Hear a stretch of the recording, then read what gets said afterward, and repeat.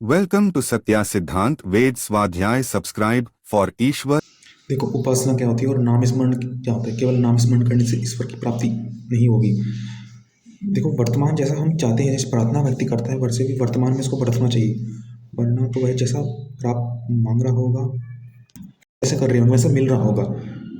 जैसे द्वेष कर रहे हैं तो द्वेष प्राप्त हो रहा होगा, तो ठीक उसी प्रकार से वैसा कि वर्तमान भी करना चाहिए, अर्थात सर्वोत्तम बुद्धि से परिवर्तन करना चाहिए।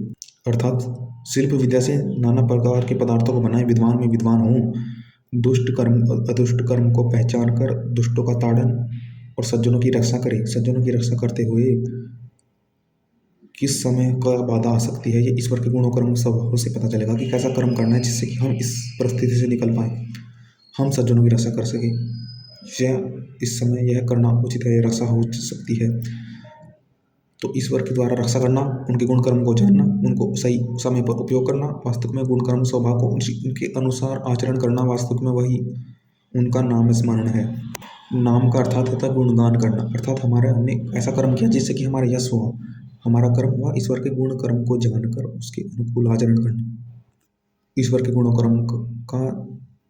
का ध्यान करते हुए कर्म करना, कर्म करते हुए ईश्वर का गुणों का ध्यान रखना, ईश्वर के गुण का ध्यान रखना ते हुए कर्म करना। तो उत्तम करने वाला जब यशस्वी होता है तो उसका नाम जपना कहा गया है, क्योंकि तस्य नाम महत्स्य, तस्य नाम।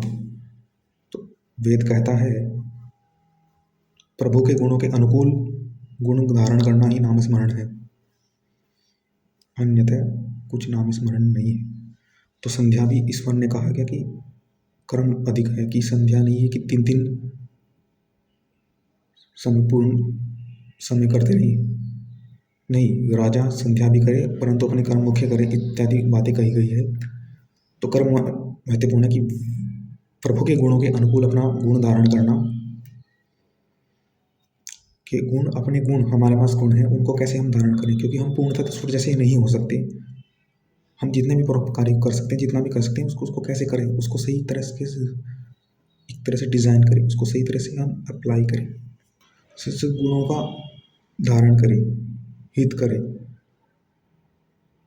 अपने गुणों को धारण करना, गुणों के ईश्वर के गुणों के अनुकूल अपने गुणों को जानना, पहचानना, उनसे उपयोग करना, उनसे आनंदित होना, जितना भी अच्छा से अच्छा कर सकते हैं, आनंदित हो सकते हैं, अपने गुणों को धारण कर सकते हैं, ईश्वर के गुणों के अनुकूल होकर के वही नाम स्मरण है।